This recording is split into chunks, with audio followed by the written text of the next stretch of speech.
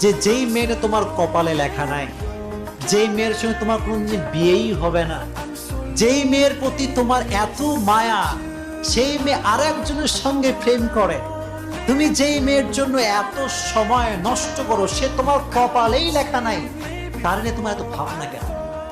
হ্যাঁ, তার নিয়ে তোমার এত কল্পনা কেন? সারাটা দিন মোবাইলে তার ছবি দেখো, কিরে ক্যা হুয়া, হুজুর একেই ভালোবাসি, এরেই লাগবে, এরে ছাড়া কাউরে বিয়ে করতেই পারো না। এরকম যুবক আছে না নাই?